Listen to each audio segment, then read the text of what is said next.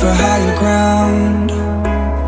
Can't see in front of me, my enemies. I've tried every possibility, ability to know if I can bleed.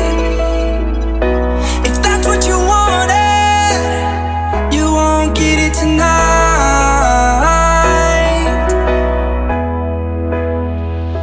'Cause I can fly, I can fly.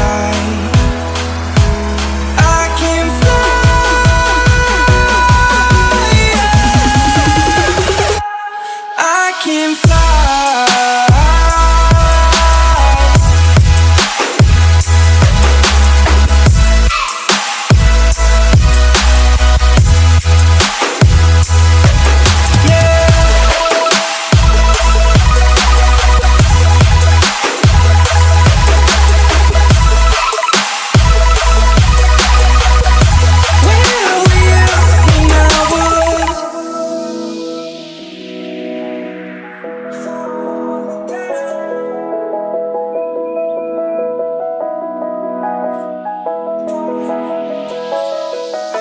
I'm crawling around, searching for higher ground. Can't see in front of me, my enemies. I've tried every possibility, ability to know if I can bleed. If that's what you wanted, you won't get it tonight.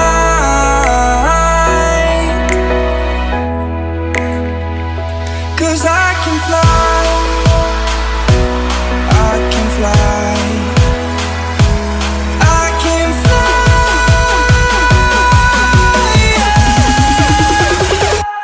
I can fly.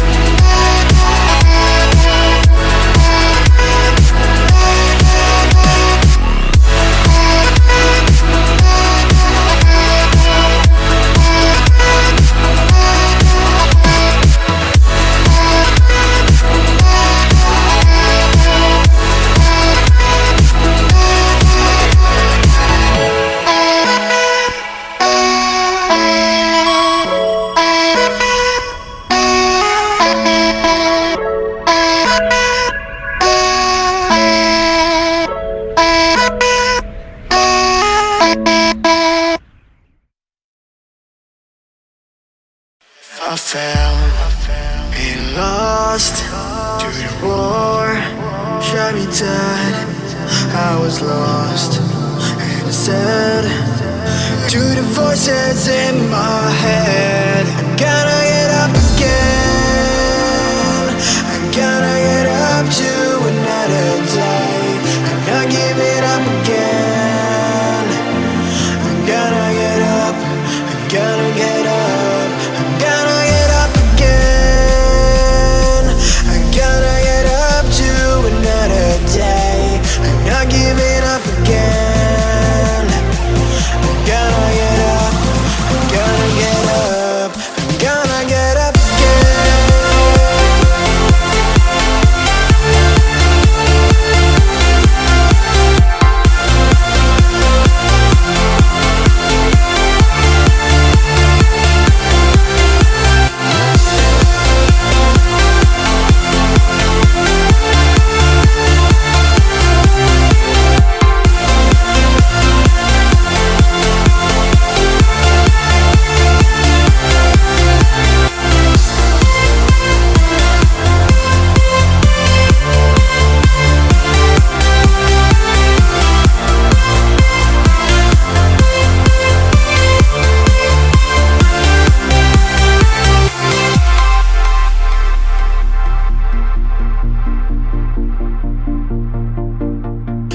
Look into my eyes, my heart beats like a drum. You listen to my lies. Love is far to come. Your love is far. Running at the speed of light, kissing under city lights. Calls me in this morning time, but it just goes on. Running at the speed of light, kissing under city lights. Calls me in this morning time, but it just goes on.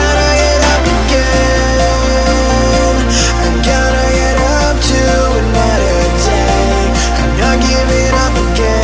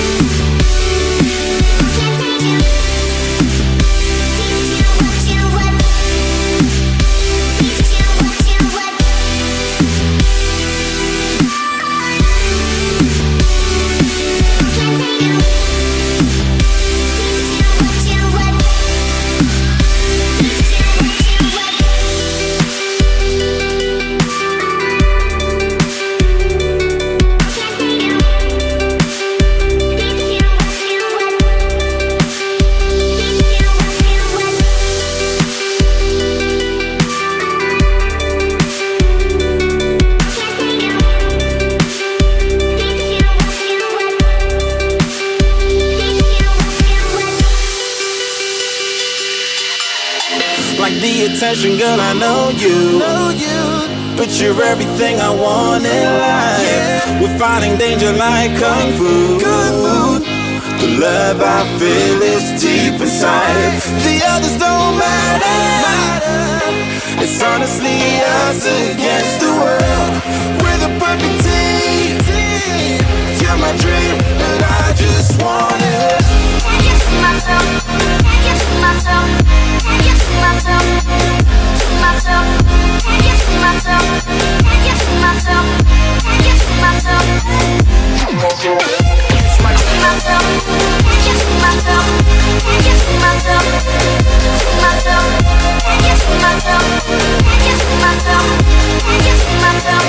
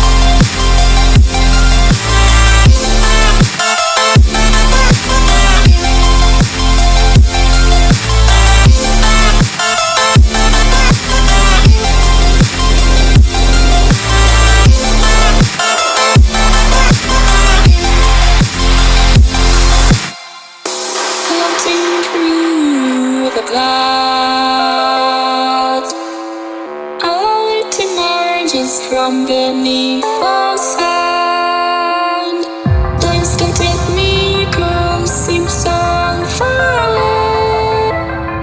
Across this universe, she lives another day. I know the reason.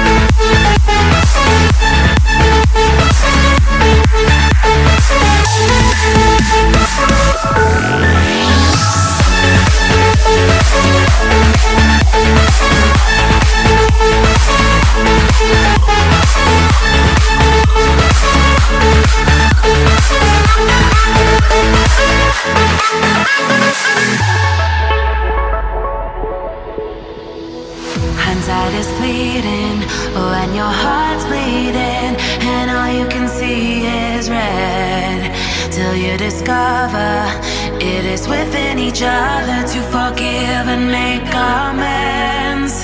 If I had known then what I know now, I wouldn't have said what I said. I took the long road, thought I'd be better on my own. Sometimes what's right is wrong instead. 'Cause I was too young, and I didn't understand that you were the one. And I can't wait to see you again. Oh, I can't wait, I can't wait, I can't wait. 'Cause I was too young, and I didn't understand that you were the one. And I can't wait to see you like a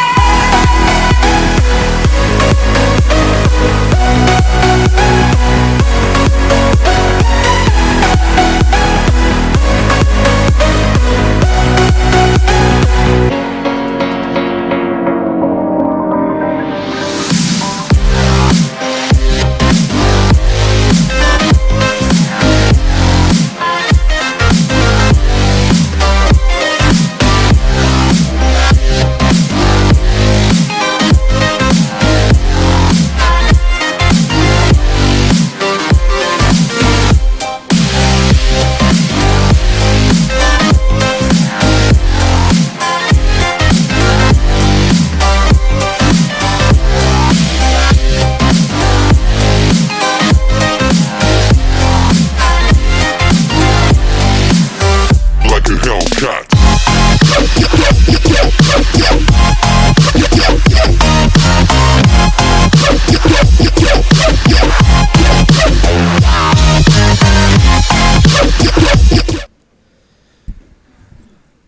Tonight, this morning rather, the El Segundo Strikers are going to be taking on the West Valley Ranch Wildcats, both of which are undefeated so far this season. And speaking of the season, the goals and goals against average for both the Wildcats and Strikers have been kind of uneven, to say the least. For the West Ranch Wildcats, they have a goals against average of a 2.3, which in any league is very respectable. As for the El Segundo Strikers, they have a very flabbergasting 0.9, less than a goal per game. And to thank for that, you have Cahal McKeown, who makes an appearance tonight after missing out last night's game.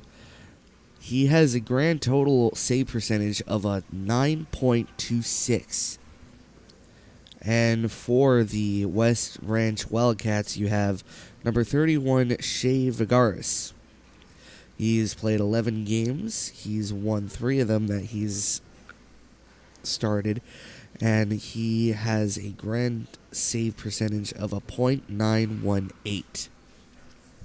Regular starter Jeffrey Crawford Jr. is not making an appearance. He has a total of 11 games played, 374 minutes played, a record of 7-0-1, and a save percentage of a .885, and 1 shutout, but he does not make an appearance tonight. Backing up Cal McKeown is Oliver McLean, who has a shutout and also a save percentage of a .971. Point leaders for both teams. For the El Segundo Strikers, you have Ryan Campbell, who has 10 goals, 8 assists for 18 points. And for the Wildcats, you have Patrick Davinsky at 12 goals, 13 assists, and 25 points. So, with 2 minutes left here in the warm-up, you have 2 undefeated teams ready to go at each other. And so far this season, it's been a relatively easy start for the El Segundo Strikers, pretty much handling every team that came at them. And I believe this may be a great challenge for them tonight, as the West Ranch Wildcats have outscored their opponents in their last 2 games alone 18-5. For the West Ranch Wildcats, their last 2 games comes from a score of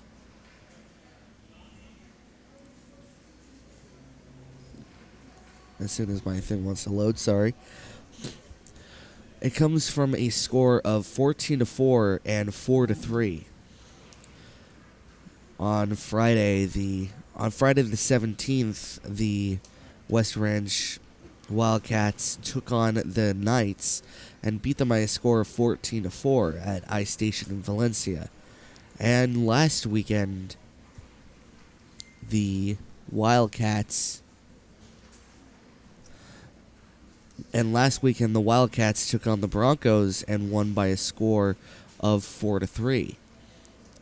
Now, last time for the El Segundo Strikers, if you remember, they did not have Cahal McKeown, and Oliver McLean had to step up to the plate and start in the game. And last game, it was a near shutout with 20 seconds left. The Cougars finally scored and made the score 4-1. And the weekend before that, you had the Strikers taking on the Panthers, again beating by a score of 4-1. So far in this season, both teams have shown their dominance. And the Wildcats went to an overtime twice, lost one of them, and won the other. So as time runs out here in this warm-up, we get ready for the game. One last hurrah from both sides, cleaning up the pucks. And for the Wildcats, starting lineup will consist of Patrick Davinsky, Mason Teal, David Hooney, Jonathan Maria, and Andrew Sakato. For the El Segundo Strikers, you have Ryan Campbell, Jack Dawson, Brett Wilkinson, and I believe Dominic Aloisi, but that may change.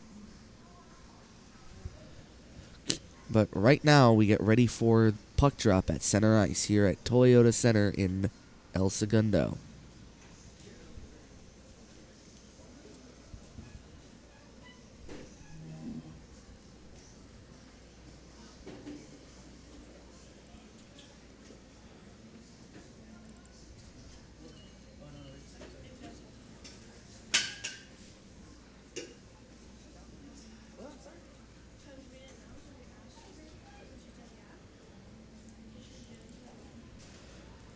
So getting ready for the face-off here for the El Segundo Strikers is number 76, Tyler Stickney. At right wing, we have number 6, Edward Jacoby, or Stephen Jacoby. And at left wing, as I said, number 39, Dominic Aloisi. And for the Wildcats, you have Teal, Honey, and the captain for the Wildcats, number 4, Patrick Devalansky. Moore has the puck, getting ready to drop it. And off we go here in El Segundo. Strikers win the draw, send it in. Wildcats try to send it out. Stickney has it, a little 2-on-1 developing, and a shot just goes wide of the net. Wilkinson has it, tries to keep it in, taken away. Now here we go with the Wildcats going in a little bit too far, though, on the sprint. That's one thing that young hockey players have a kind of hard time really taking care of, is a shot right on and a save there by Cahal McKeown. And he's not really happy about getting run over.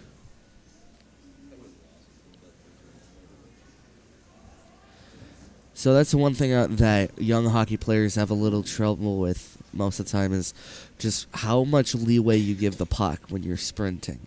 And as you can see there, he gave him a little bit too much leeway, and Aloisi was able to come back and easily take it away.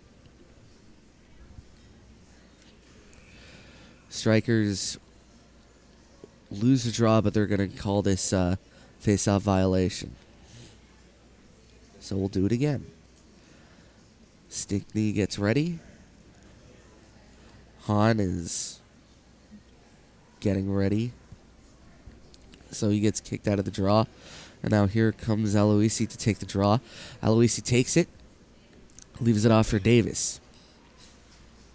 Davis gets checked off the puck. Scott sends it down. Milken will give it the rest of the way. Wilkinson tries to send it around the boards. And the Strikers almost come out on a breakout, but couldn't really control the puck as Wilkinson takes a spill. He holds it along the boards. Wilkinson sauces it out to Aloisi. Aloisi holds it in.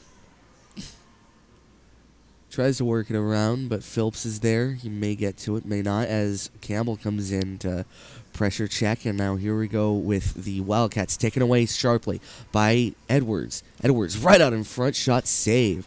And a great styled save there by Shane Vegaris, staying square to the puck and making sure that he doesn't get his glove out of position, and he gloves it down.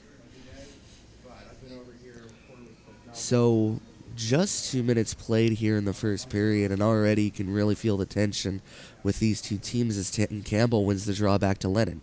Lennon, a shot just tips off the side of the skate of the Panther. Savora tries to pressure up.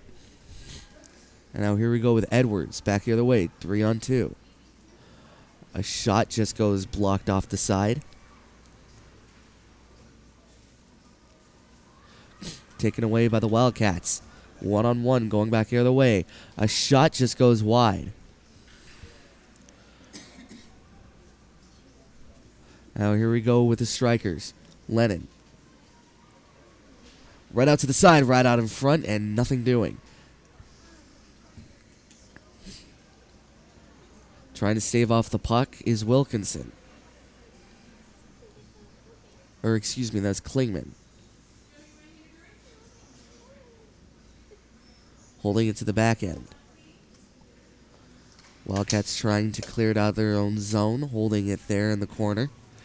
Getting checked off the puck is Lennon. He'll give it to Davis. A wide shot saved by Vegaris. Just goes off his pad. Klingman holds it in the zone. He has it out to the slot. Ritz will hold it in.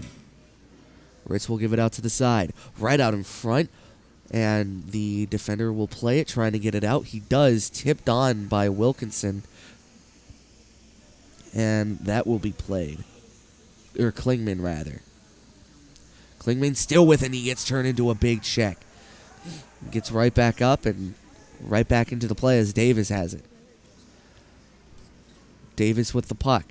Trying to get up boards. Wildcats. They'll dump it into the zone. So far, the Strikers have pretty much dominated the puck possession point, but the Wildcats have pretty much cleared it all the rest of the way. So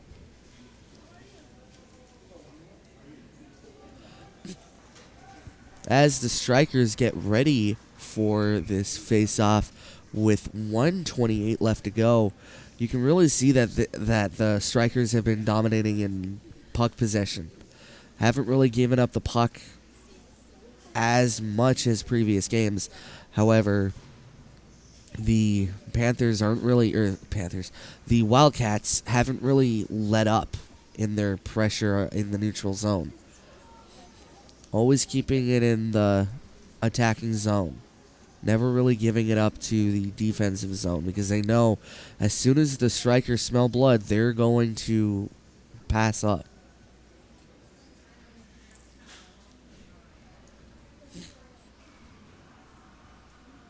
Wildcats touch up offsides. So we'll get a startage of play momentarily with 10:51 left to go.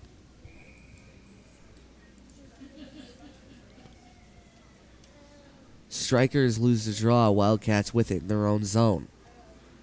Again, Wildcats have been good with possession inside their own zone. They've never really given it away. Just a few turnovers that the Strikers could have turned into a big play, but they couldn't really capitalize. As the Wildcats turn it over.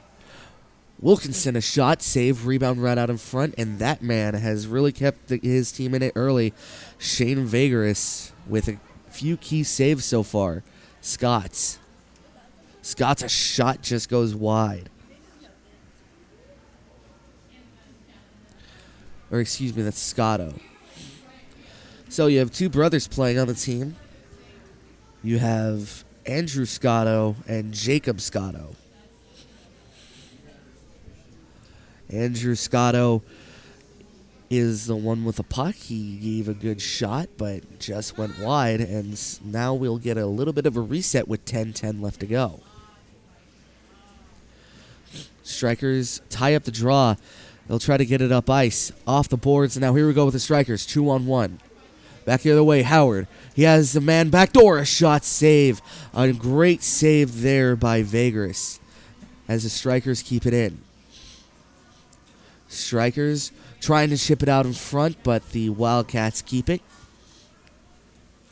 Wildcats trying to get it out of the zone. They'll keep it inside of their zone as the Strikers try to wing it around the boards. Wildcats take it away. Davis has it now. Davis will hold it in. Wildcats take it away, promptly trying to check his Davis. And now a miniature 2-on-1 momentarily as a shot just goes right to Kyle McKeown as he'll hold off. Wildcats with it. And now here we go with the Strikers. Back the other way. Strikers, a shot just gets tipped off the stick by a poke check, and Lennon will skate back to the bench. Actually, he'll keep it in. Ritz will try to shoot it in. He'll try to keep it out of the slot as Stickney tries to pressure. Davis, he'll go back to Stickney. A shot just goes off the shin pad of the Wildcat defender. Davis holds it. Davis will give it up. Stickney tries to skate it in, and I think they'll go off for a change after this. Holding it out to the side. Out in front. He almost gets a good, dangerous look at there, but the guard was well defending him. 2-on-2 back the other way. A shot just goes wide of the net, trying to dump it around. And another shot right out to the pad of Kyle McKeown, and he will save it.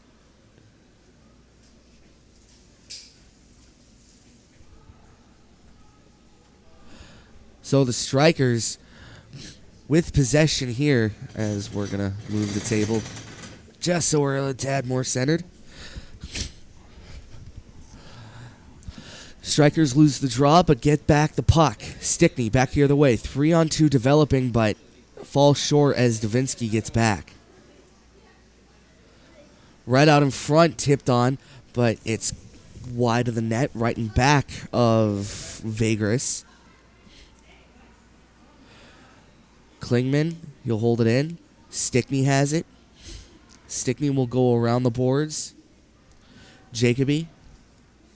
Wildcats trying to take it away. They do for a second, but Stickney gets it. Stickney, he'll leave it off. Right out and back. Trying to go to the front. Wildcats take it away, give it away, and the Strikers will hold it out in the corner. Stickney taken away by the Wildcats. Wildcats having their own zone. Trying to pass it up to Honey, but Zeal was there to intercept it from his own teammate.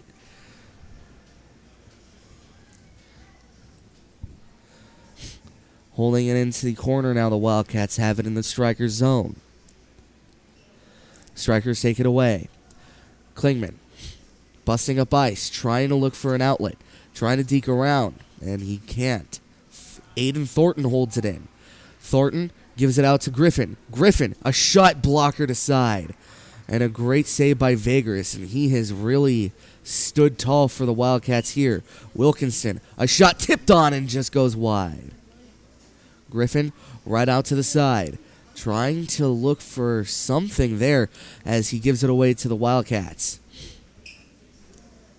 Klingman, or rather Wilkinson, gets checked to the ice, and that's going to be a penalty, as you cannot cross-check in this league, and least of all cross-check from behind. As the Strikers take it away, Cahal will come out of his net and get the extra man, but he is a little too late there. It's always a good job for the goaltender to get there as fast as possible, even if right when you get to the bench they touch the puck and you have to go back. It's just a nice cardio workout for the goaltender. Gives him a chance to move out there. As goaltender is a tough job, and you always want to have a little workout and work off those nerves.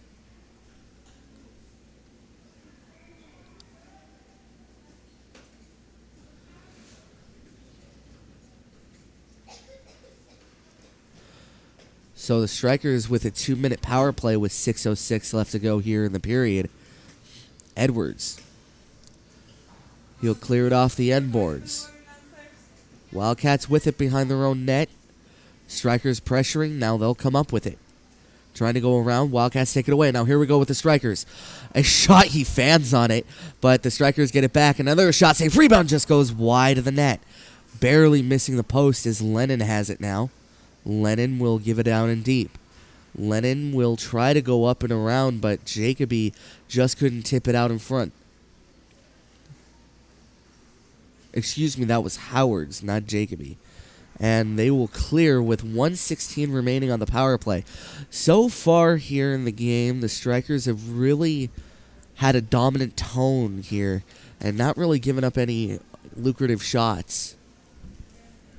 And on the other side, the Wildcats, not really lapsed in defense. They've been defending pretty well, as you can see right there, taken away from Davis and almost getting a good rush back the other way, but Aloisi takes it away.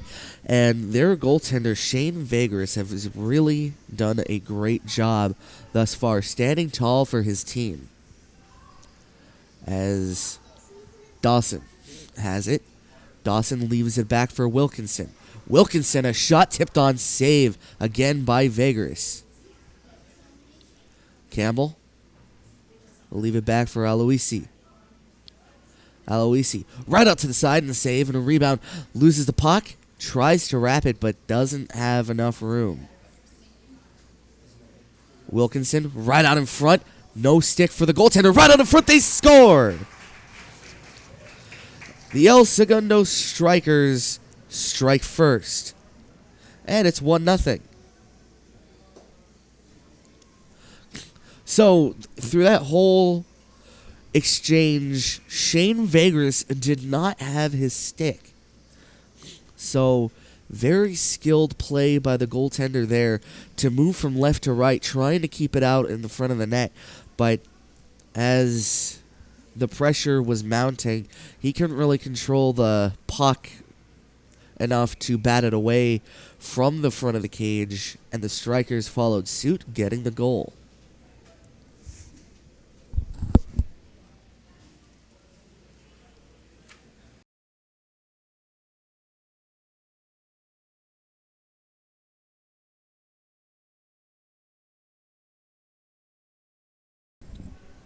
Strikers win the draw. They'll get it back, and now here comes Dawson.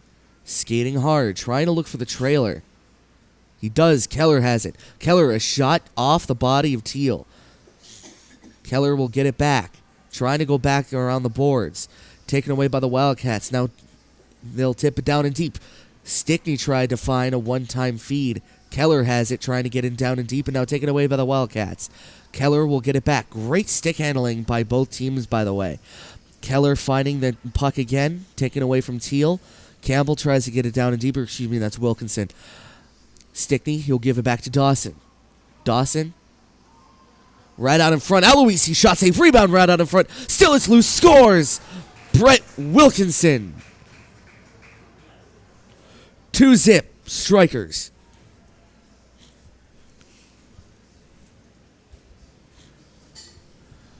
Cahal McKeown will give him the puck, and it's just a mad scramble.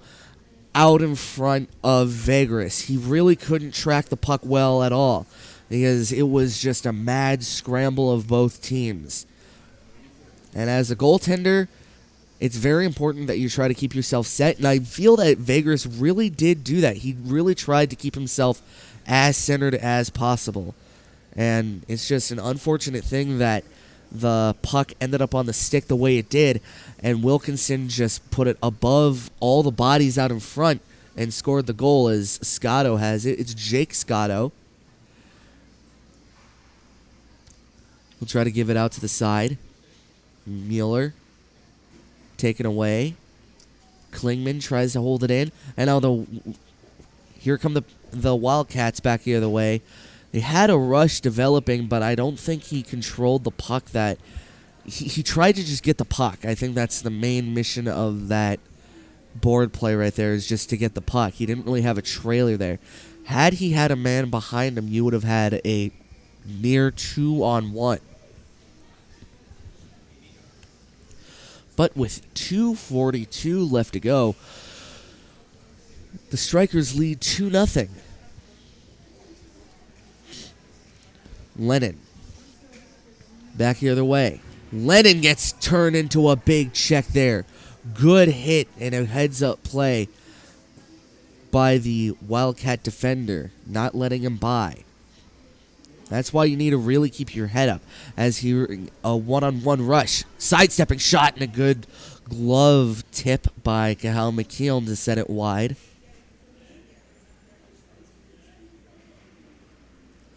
Right out in front, tries to send it to the back end. And a shot tipped on, save out in front. And now here we go with the Strikers. Green. Green has Ritz. Green will send it up into the pad of the goaltender, and Klingman will take it away. Green will tip it in. Hahn calls that not offside, so we'll play on. Or rather, it's not icing. 1:40 left to go here in the first. Campbell tries to check him off the puck. Green skating back hard. They'll call this one icing as well. So we will have a face-off in the offensive zone of the Wildcats zone. So Henry Griffin really showing his speed there on both sides of the puck. And Lucas Green showing his hockey knowledge, trying to get that rebound. But it's just unfortunate that they were both boxed out real well as a shot from Davis makes its way to the net, but it is saved by the goaltender. Right out in front, shot just misses the net as Cathal McKeown had the puck initially, but it squirted by, and the Wildcats just couldn't find the back of the net, and you see 2 or 3 defenders there sighing a breath of relief.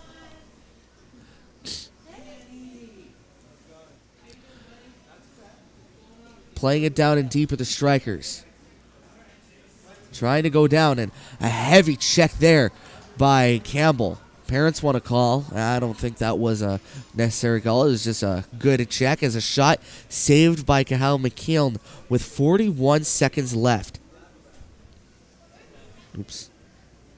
I kind of let the timer go a little bit more than I should have, so excuse me for that. I'll reset it right now. We have 41 seconds left.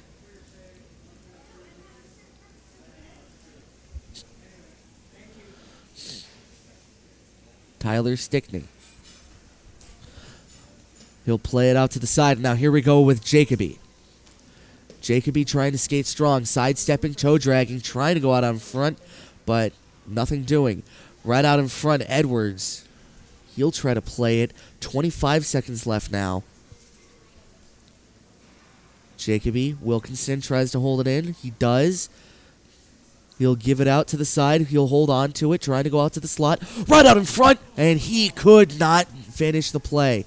Strong play by the Strikers there as they'll try to scoot it on the side. And now here we go with the Wildcats. 3 seconds left. Right out in front, scores. What an absolute rush by the Wildcats. And you can hear a lot of happy parents there. 2-1 is your score for the West Ranch Wildcats. With 0.1 second left, you cannot get any buzzer beater than that. That is very deflating if you're the El Segundo Strikers. Just one tick of a clock ready to head into the second period with a 2-zip lead. But now you just have a 1 lead. But I think all intents and purposes, that was a strong period played by both teams. And you can really see why both teams are undefeated. And I believe that this is just the second time this season that the Wildcats are playing from behind. Don't quote me on that. I'm pretty sure. I need to go back and really review some of the games, but I believe this is only the second time that they are playing from behind. So, we have a 2-1 game here so far in this period going into the second. And so far this game, you can really see how both teams are undefeated. Very, very dominant on their side of the puck. Strikers not really giving up anything offensively. And as for the Wildcats, not giving anything easy away either. Those 2 goals that the Strikers scored were a real challenge, honestly. They came out swinging, and Wildcats stood fast. So, luckily for them, their goaltenders are really stick safe. So, they are still in this game. It could have been ugly fast. So here in the second, we'll get ready. As you have Jake Scotto with Honey, and I believe at center you have number 47, Jonathan Miranda.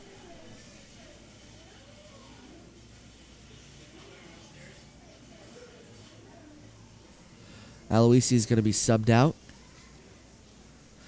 And going into the game right now is number 85 for the Strikers, Henry Griffin. At center, you have Nathan Howard. And at the far side, you have number 85, Henry Griffin.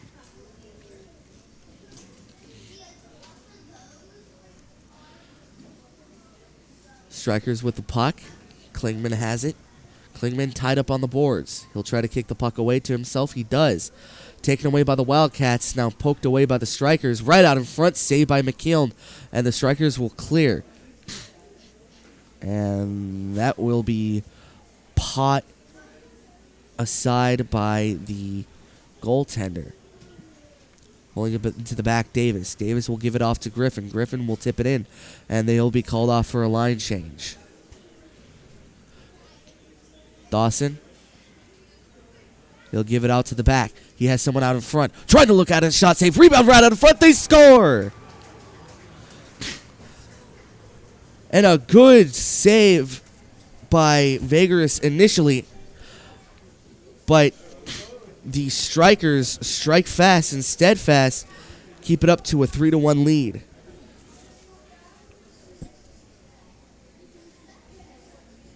So I'll fix the clock for you right now.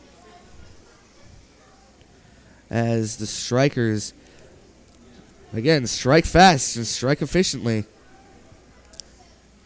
And we have a now 2-goal lead yet again. As the Strikers look to gain it again. Right off the face-off, they try to go right into the zone. And I guess that's why they call them the Strikers, because they just strike and strike and strike. 13:53 left to go, as will be called for an icing. So, 3-1 is your score, and wow, it's just the way the Strikers attack the net is just a conglomerate. It's a really cathartic kind of attack, played with a high stick. So they'll have to let Green touch it. The rule on that is, and I know it's kind of confusing and when you play it with a high stick, is when you play it with a high stick, You cannot touch it. Your team cannot touch it, but the other team can. And same thing if you play it with your glove. You can play if you glove down a puck as the Strikers have it out in front and it goes around the goaltender right above his shoulder. Are they going to call this a goal? It goes up and over his shoulder, and I don't think they're going to be calling this a goal now. It goes up and over his shoulder and beats him really, but he backs up into the net and pushes the net off its moorings. That's a very fortunate play for the goaltender.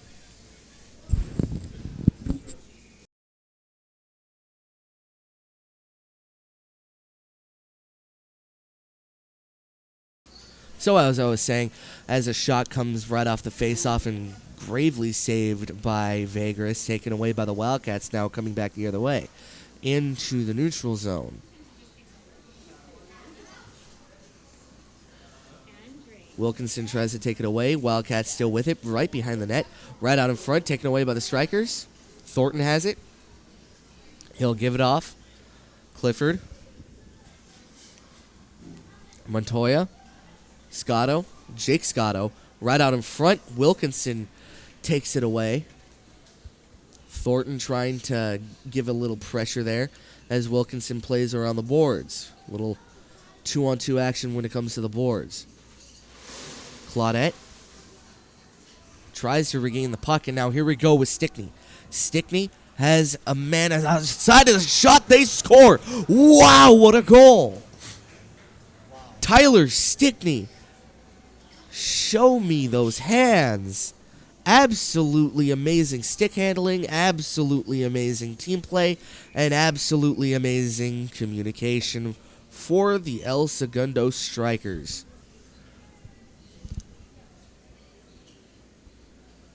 They hold it down and deep, and we're going to be getting, I believe, a timeout called from the Wildcats. So as I was saying before, we were so kindly interrupted by the sport of hockey, is when you're playing the puck and you glove it down, you are the only one that can play it. You or the other team can play it. But when you play it down with a high stick, you cannot touch it.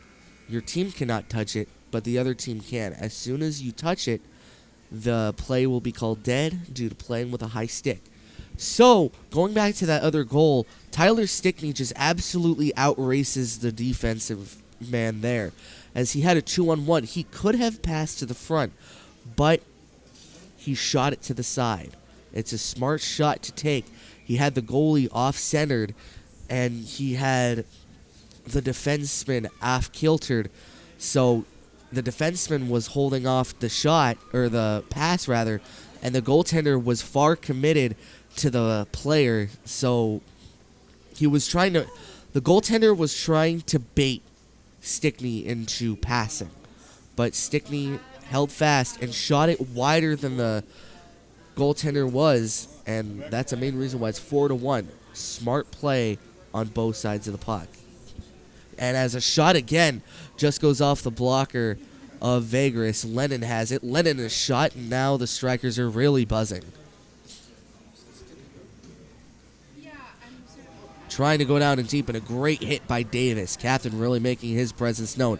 As Soto tries to charge one of the guys, but couldn't really find it, as that's Andrew Soto trying to take it away. Going out in front, and the Wildcats will dump it back in. Davis with it. Davis with the puck, taken away. Now here come the Wildcats. Shot off the side of the net. An absolutely amazing twist of fate for Cathal McKeown. He was way outside of his crease. As a small goaltender, you're allotted to do that. And Cathal McKeown isn't exactly the tallest guy out there. So he tries to come out, make himself look big. But the downside to doing that is that the Wildcats can do exactly what they did and shoot it off the side of the net. And luckily for Cathal, that it didn't go off the post and in. It went off the post and out. So 10:57 left to go here in the period. Soto will give it back to Honey. Honey has it. Give it off to Campbell. Campbell racing, going down the net. As he stick handle, shot just goes wide, and that was a beautiful move by Campbell. As another shot save, rebound right out in front, and the defense will clear it all the way down. Honey will try to beat him out. Keller will come up with the puck. Keller trying to go off the side of the boards. Wildcats couldn't really track down the puck. Striker's still with it. Striker's racing it down. And now here comes Brett Wilkinson. Wilkinson has a 2-on-1 now. Wilkinson to the side, shot. Just couldn't handle the puck. Wilkinson had two options there. He could pass or he could shoot.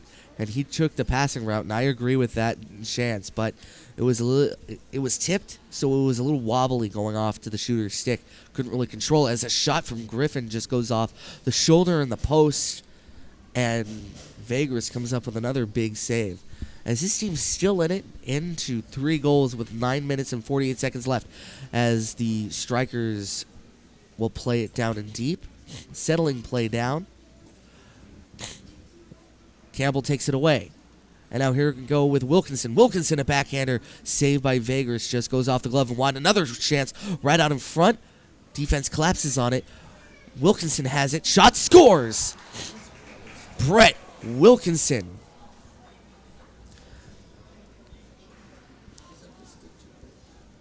And as the flying, that's another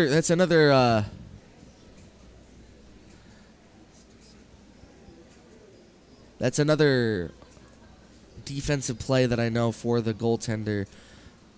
A goaltender of that size, you really try to play the bottom half of the net, and you try to take away as much as the puck as possible. Vegas tried to poke check the puck away from Stickney, and in doing that, his own defenseman kind of kicked it away. As a goaltender, I like to compare it, or they're not going to call this a goal. I believe they're going to call this one goalie interference. So my mistake. I'm very sorry about that. So they are going to be calling this goalie interference as Andrew Soto was shot saved by Cathal McKeown. But that's one thing that you need to do as a goaltender. When you're poke checking, you need to hold on to the stick. Your stick is kind of like a football is to a running back or a wide receiver. They can be stripped very fast by the opposing team. And if you're a goaltender and you lose your stick, you're pretty much defenseless against 5-hole shots or any shots going to your legs, as a shot from Sticknell goes high and gloved down by Cathal McKeown.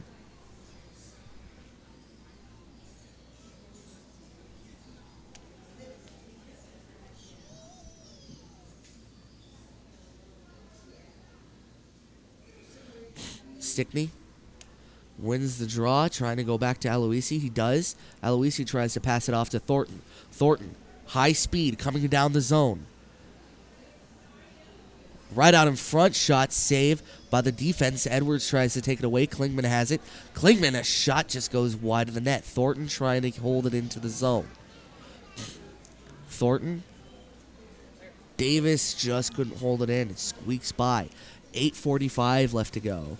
I know my clock says 11:01. I'll fix that momentarily after the next play is stopped, as Stickney has it into the zone.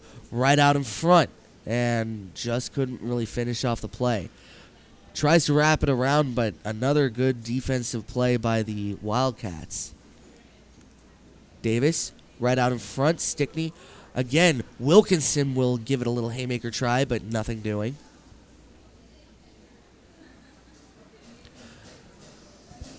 Wildcats take it away from the Strikers. Strikers trying to back check. Jake Soto. Soto out in front. Shot just goes off the leg of Klingman. Or that's Andrew Soto, rather. He gets hauled down. There's going to be a call here. Goaltender a little late reacting to that, so if you're the goaltender, you really need to pay attention to the hand signs of the referee, because you never really know when you're going to need that extra man. And as I've gotten a lot of questions from a lot of non-hockey fans of why they pull the goaltender and delay a game penalty. And if you ever get the same question, you can answer the same way. Because if the other team touches it on a delayed penalty, the play is called dead. So why not get your power play early?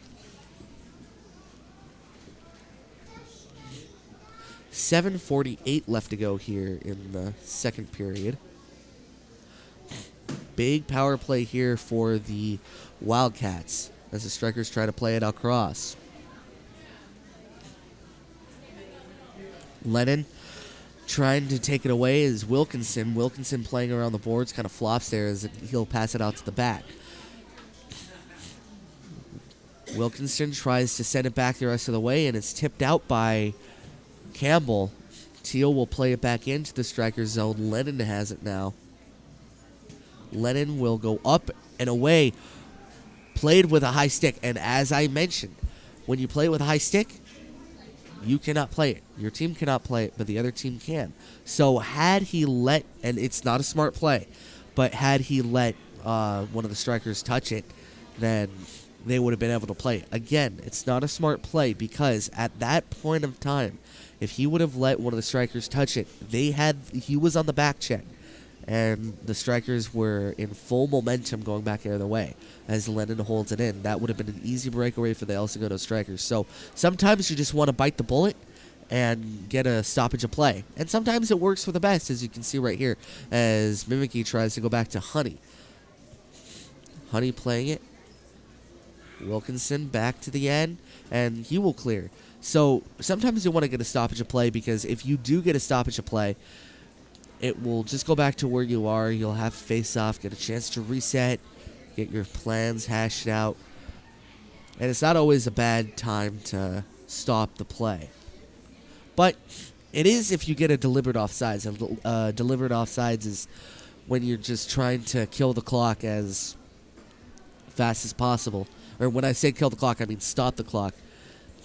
And you go offsides deliberately to do that. As Edwards, a shot, scores. Short-handed, beats out the defenseman.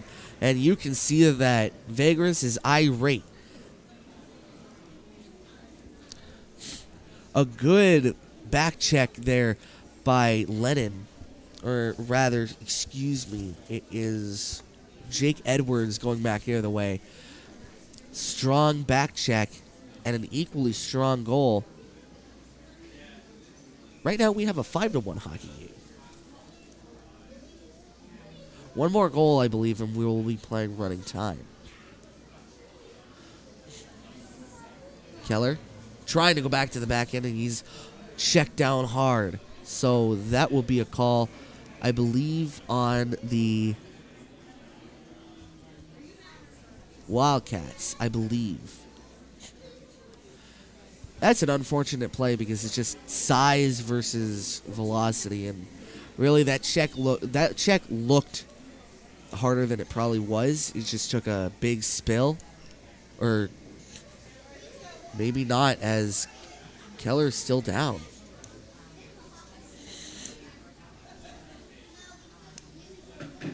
He's getting kicked out of the game, I think. No. I think the captain's getting kicked out of the game, as on the ice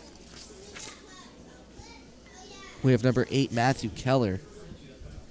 And we hope he's all right. Probably just stunned after that hit. That felt like an awkward hit, as Keller just fell to the ice. I think he kind of lost his footing. It's a double whammy there, because the captain, Patrick Davinsky, didn't really try to hurt him. You can really see it wasn't really malicious intent behind that hit, but unfortunately he did kind of go down awkwardly. So as you can see, the Strikers just guiding him off. And again, that's very unfortunate for Keller. It really is, as he kind of goes down awkwardly, and as Patrick Davinsky is out of the game, and that's a game misconduct. I really don't think that it was a malintent hit. I don't know if you remember. It's kind of like the Joe Pavelski type deal where Keller was kind of going down, and the captain for the other team just forcefully pushed him down as well. So it's kind of a double whammy. Keller lost his footing, and at the same time, Davinsky came in for the hit.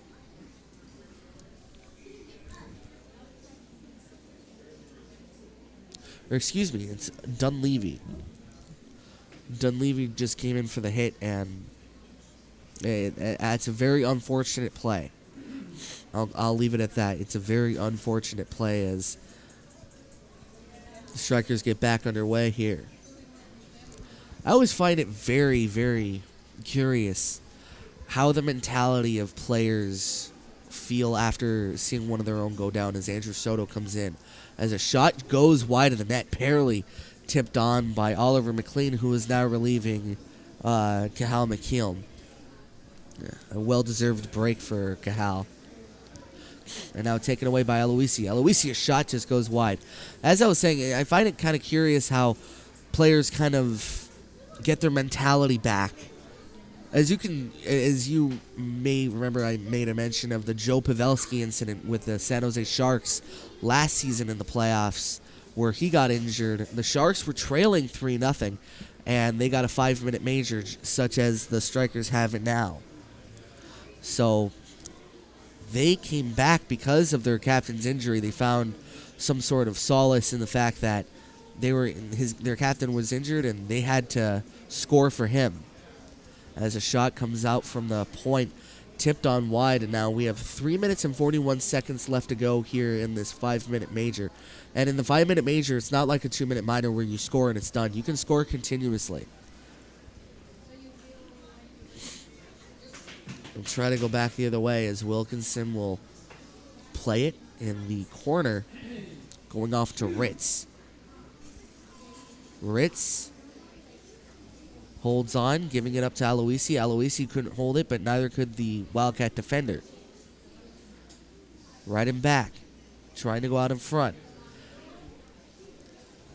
And they'll clear back the other way. Medea right out in front, nothing doing. So, right now we have Oliver McLean. I like this tandem of McLean and McKeown. It's nice to see people of Gaelic descent backing each other up as a shot right on and a good save from the slot.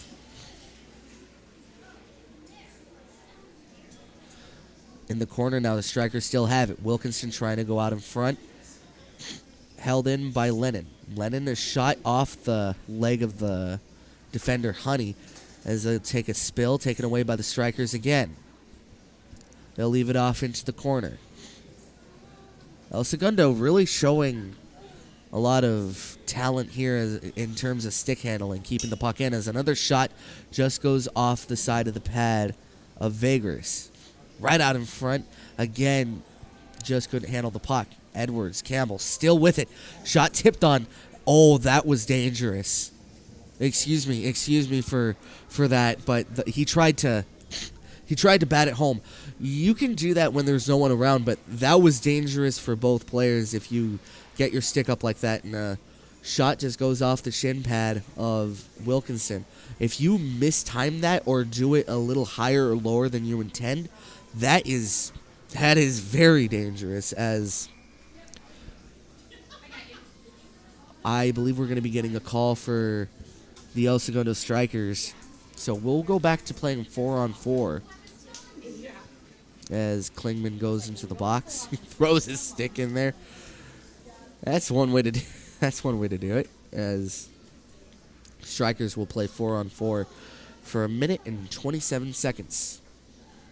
So I think, as I was saying, when you're batting the puck out of the air, that was the right idea. You want to really get the puck on net, but you want to make sure you don't get a penalty. And unfortunately, or fortunately there, the stick for the defender for the Wildcats was at the ready. So you really need to control your stick at all times, even when you're trying to bat it in. Because if you hit a person the wrong way, that can be called for slashing, and you can seriously hurt somebody. Because those sticks, as much as they're used for fancy scoring and fancy deeks, they can be classified as weapons too, just like baseball bats.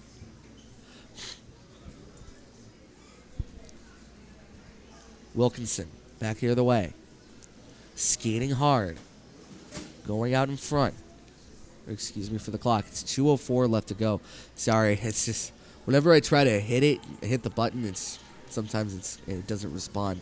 So they'll try to go out in front though, but Davis is there to take it away. Davis skating hard, going out to the back end. He shakes off 2 defensemen. And a shot save, rebound out into the side. Davis takes a spill. He gets the puck, though, on his knees and trying to play it out into the side. Davis will finally get up. Wildcats finally get the puck. 1 minute and 2 seconds left on the El Segundo penalty. And 25 seconds left to go on this 4-on-4. So at the end, we'll have about 34 seconds left of power play for the Wildcats. Green has it. 5-1 El Segundo so far in this game.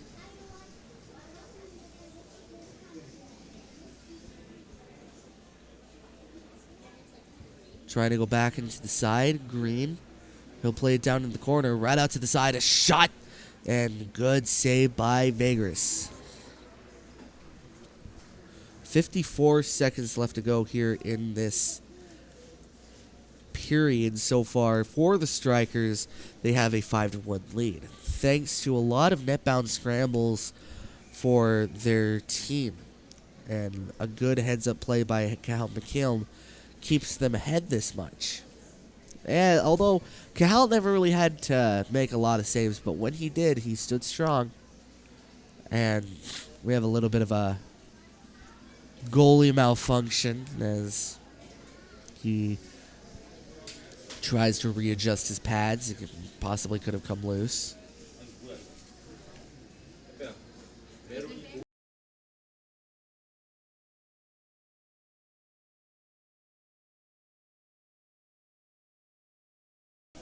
So for the Wildcats, we'll get set as power play for the Wildcats is leading on 20 seconds more. Honey has it.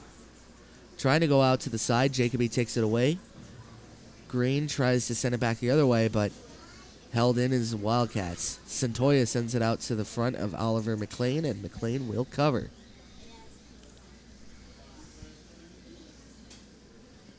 "34 seconds left, and again, this stupid button doesn't want to work. So I'll just go radio this until the clock catches up. 34.5 left to go, and the Strikers lead 5-1. 3 seconds left to go on the power play. It's over now as the Strikers get back into the even strength. I always find that very smart, how the penalty box is right across from the bench, right next to it, practically, as Honey dangles a couple guys, and a shot saved by Oliver McLean. They'll try to leave it out to the back. And the Strikers try to play it off. Han will call this with 0.7 seconds left to go.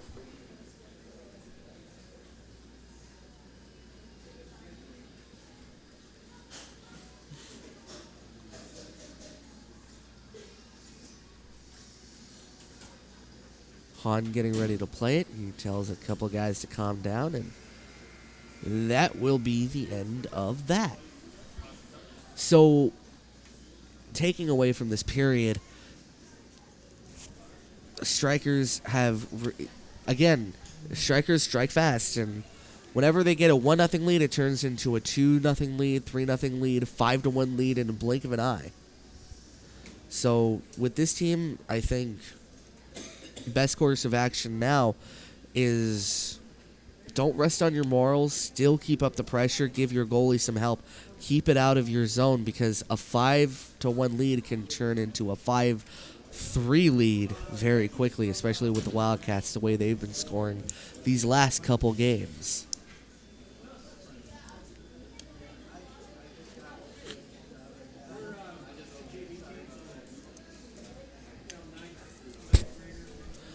So, with 10 seconds left to go in the intermission, which I like as a broadcaster. I like the short in between where I can really talk to you guys. We have a non-stop hockey action.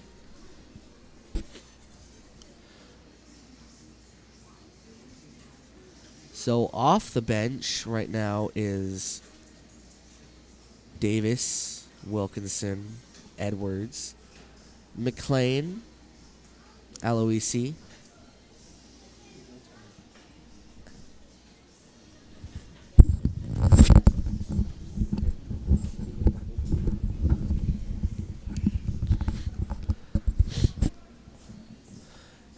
and for the Wildcats, you have Milken,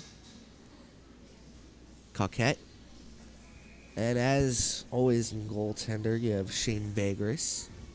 Right now taking the draw, Andrew Scotto, and he'll be going against Nate Howard.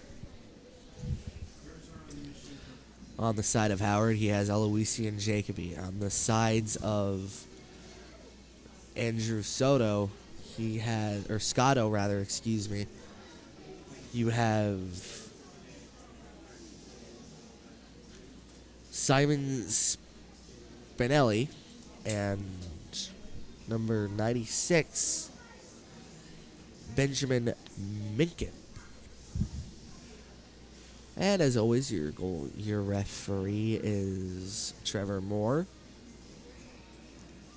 Howard gets ready for the draw. He'll face off against Andrew Scotto. And we are underway here in the third period. Jacoby gives it off to Davis. Davis to Wilkinson. He'll pass it off to Aloisi. Aloisi gets it taken away, but Wilkinson will hold it. Wilkinson goes back to Davis. Davis into the zone. Goes a little back, right out to the side to Aloisi, but he couldn't hold on to it. He'll try to give it out in front. A little bit of a rough pass as he passes right into the shin pad of Scotto. Scotto plays it out to the side, save, rebound out in front. And now here we go with Aloisi.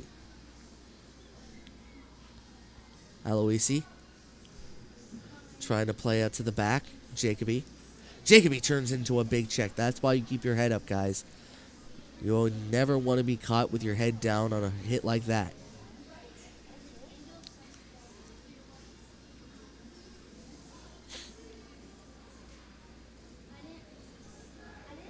Play it to the back is Aloisi. Aloisi tries to give it off to Davis, but Davis couldn't really hang on to it. 13:50 left to go here in the third period. And now here we go with Tyler Stickney. Stickney has it taken away from him, and they'll try to clear it. Wilkinson tries to hold it in. Wilkinson tries to play it out to the back end. Scotto tries to take it away, and now Scotto to Scotto, the two brother tandem out there momentarily as Andrew goes off for a line change. Jake Scotto right out in front, and he gets checked to the ice. Last time there were siblings here in the building, it was a brother-sister tandem, believe it or not. The sister was a goaltender, brother was a defenseman, and that game ended 13-0. So I think one may have been mad at the other at the end of that. But it's always fun to see two siblings go at it as a shot just goes off the blocker. It always brings them closer when they're on the same team. I know I was very close with my sister when we were both on the swim team together, trying to go out in front, and a good centering pass, and that shot just stung as he tries for a wraparound, but goaltender loses his stick again. Again, you really need to keep track of your stick as Lennon tries to take it away. Goaltender finally has a chance to fish out his stick, and that's why you always need to hold on to your stick. You cannot let your stick go. Your stick is your life. Your stick is your just weapon. You need it. I shouldn't say weapon, but excuse me. And a shot from the point was quoting Star Wars, so that kind of came out bad. Excuse me. As Wildcats have it into the striker zone. Playing it out to the side. They'll try to play it down and deep, but taken away. Out in front, Minkin will take it, and he'll try to clear it into the zone, and he turns into a big check. That is just size versus size there, as Campbell tries to race it back into the other side of the ice. Minkin takes it away.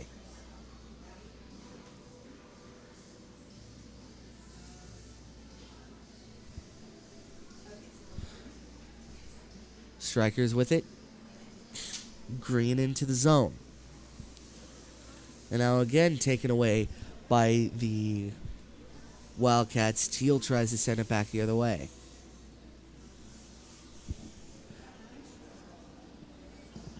Oh, we have two siblings here. I'm sorry. I just put two and two together, as you have Harrison Minkin, number 7, and now wow, his stick got flipped. That was that was something to behold. As the other Minkin, the brother, goes to take up his stick. Davis. They'll try to send it down. As I said, it's always fun, especially seeing two pairs of siblings. Especially on the same line, you like to see how they communicate. And now Stickney takes a spill. That's unfortunate for Stickney, as they'll try to regain possession. Green will send it back to the back end. Trying to send it back to Stickney. Stickney holds it in. Thornton will try to chip it. Holding it to the cross. Stafford. Stafford takes it away. Thornton with it now. And now he'll send it back for Stickney. Stickney gives it up. And now here we go with Griffin. Griffin offsides. He held the momentum. It was delayed offsides. It wasn't really called offsides, but he held the momentum. You can really see that that Wilkinson tried his best to keep his foot below the blue line, but again, momentum really carries you far, especially in hockey. If you don't really stop on a dime, you don't stop at all. Wilkinson takes it away. Brett Wilkinson. He has himself a 4-on-3 kind of odd man rush, but Wildcats defend that well. They'll hold him down, take it away. And now here we go. Campbell out in front, shot save, and another rebound right out in front, scores. It was an amazing save by Shane Vagris, but it's just that lofty rebound. That was out of his control. It was just a fortunate play for the Strikers, and you really cannot fault the goaltender there. He tried his best, trying to come out, make himself look big. He did, and he made a great save on the leading point getter for the Strikers, Campbell. So Ryan Campbell actually improved his numbers with that, 19 points so far in the season. I believe it's 20 now. He may have eclipsed 20 because I believe he did have a goal earlier in the game. I'll have to check on that.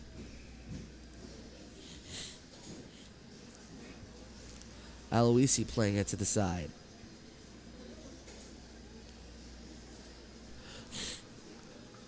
Green. He has it in the corner. Trying to play it off to the cross.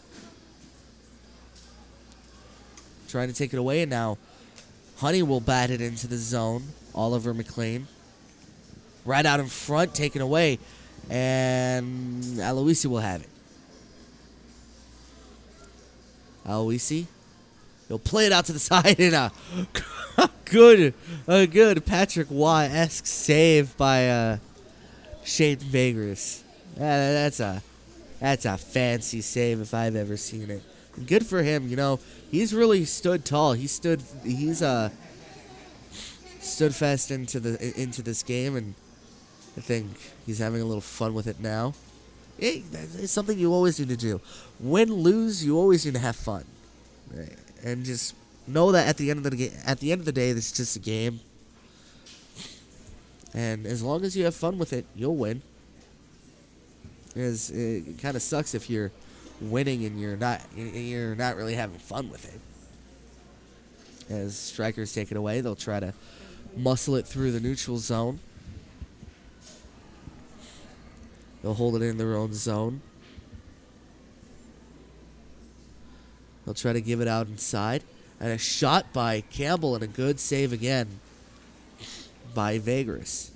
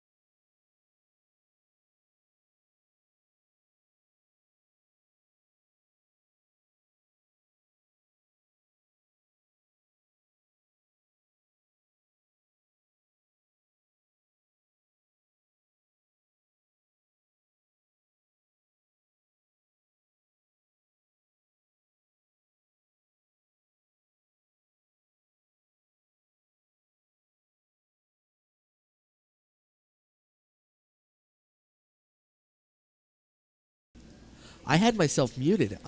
Excuse me. I'm sorry. I don't really have a mute switch. I have a button that I press manually inside the computer. So it was easy for me to miss that. Excuse me. That's kind of embarrassing. As we get back underway here. As I was saying, the Strikers for their JV team, very dominant here this season. As soon as they get one goal, they'll get another, and then another, and then another. Rarely do I see the Strikers outshot. Rarely do I see them outchanced in the offensive zone. And these two teams will meet one last time at the very end of the season, where the Strikers will go to Ice Station in Valencia to take on the West Valley Wildcats. So Ritz tries to play it across.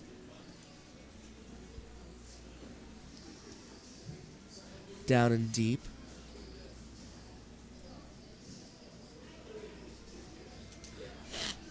And I believe that's Klingman almost running into a big hit, but sidestepping. That's going to be offsides. So on the other side of the spectrum, you have the El Segundo Strikers varsity team. And they just took on the Wildcats, too. So the Wildcats in the varsity side are 5-9. The Strikers on the varsity side are 8-4.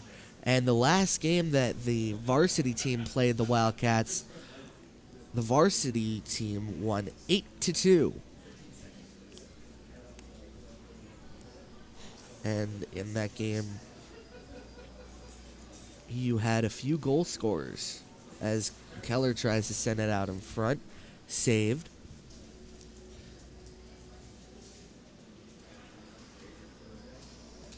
So, leading point getter for the Strikers that game were Josh Bronshy and William Jenner.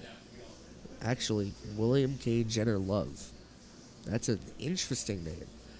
So 3 points for him, 3 points for Andrew Vielish, and 4 points for Luca Ballin, the captain. 1:48 left to go in this game, however, as Strikers look to remain undefeated. And I think they're a minute and 40 seconds away from doing that. Tipped on in goal and scores. 7-1 is your score so far this game. And that was tipped out in front. Again, tips you can never... There's a golden rule of hockey. There is a golden rule of hockey. If the puck is tipped, if you let up a breakaway, if it's an odd man rush, you never blame the goaltender.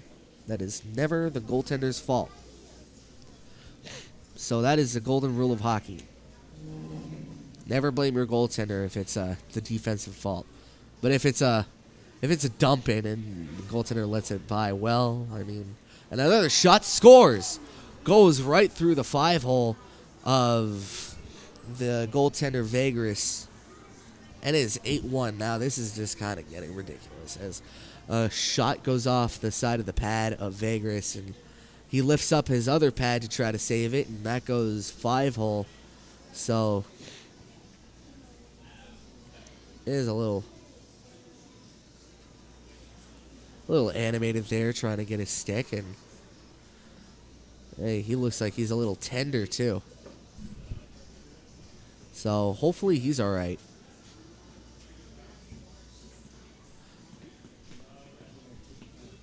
They may take this as you can see, curious onlookers too. So they're having a discussion of whether or not they're going to take back the goal. So, and the Junior Kings are just there listening in on the conversation, wondering what the outcome is. Very curious are these young players here in the Toyota Sports Center in El Segundo. They're calling it no goal. So I think they're going to be calling this no goal because of goaltender interference. And you know what? I wouldn't disagree to that. I mean, I didn't see the goaltender interference, but I guess the men and women in stripes did, so they have the job. I do not. And we play on with 54 seconds left to go and counting once the puck drops. And we have a little rock, paper, scissors action going on as Dave is having a little bit of fun with the kiddos in the back end. That's always fun to see, these players interacting with each other, showing mutual respect. I like that. As Davis comes off, and we have a little bit of a line change. And we have another line change. You can't do that as Davis stays on, and you can't unless you let the referee know on the bench beforehand. You cannot change your player. So, and a good swift takeaway by the Wildcats, and that will turn into an odd man rush, trying to pass it into the other end. Wilkinson gets tripped up, no call, and he's asking for the call, but you know it's the end of the game. So, trying to play out to the side, 30 seconds left. Trying to skid out hard, and a good shot to the side. And now we're going to get another call here, I believe on El Segundo, with 21 seconds left to go. 18 now. We'll keep counting it down as Savora asking, well, hey, what's going on?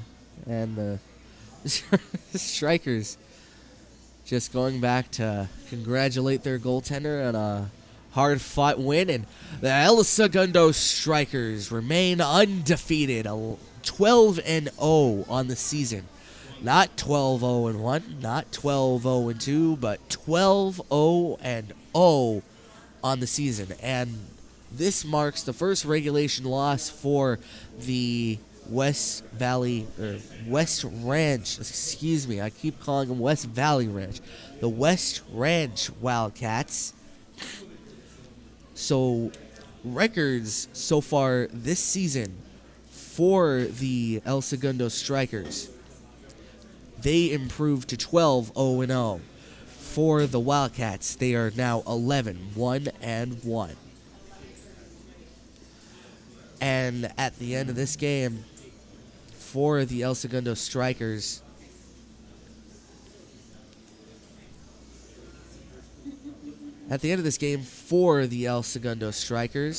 both goaltenders made an appearance. You have Cahal McKeown and Oliver McLean, both making their statements here this game. Cahal McKeown ended up with a .889, his lowest save percentage of the season. And for Oliver McLean, a shutout, technically, as he escapes this with 6 shots against, saving all 6. And for the goaltender for West Ranch Wildcats, who played a very good game, I might add, Shane Vegaris. He played 43 minutes straight, faced 35 shots, saving 28 of them, allowing 7 goals, and ending up with a save percentage of .800.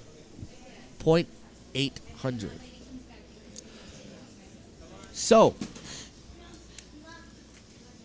at the end of the game, I would say 3 stars would be third star Dominic Aloisi Dominic Aloisi with 1 goal, 2 assists for 3 points. Second star would go to Matthew Lennon I would say Tyler Stickney with 2 goals, no assists, and 2 points. And first star would go to Matthew Lennon with 2 assists. But that's just my opinion. Everybody gets first star in my book. So, for Richard Flores, my cameraman, I'm Brian Flores, your commentator, thanking you for tuning in to yet another game of the El Segundo Strikers.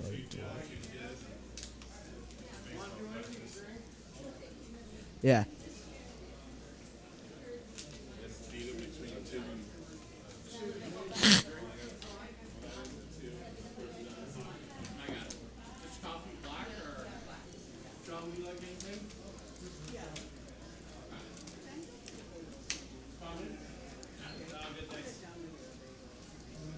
I just want to tell you, when I was sitting here earlier, you're doing such a good job of that. When I was just hearing when we were saying that, I was like, oh my gosh, she's really good. Thank you. Thank you so much. That means a lot. Thank you.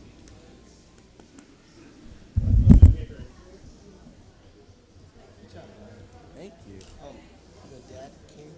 Yeah. And it's Vargas. Vargas. That's a tough one.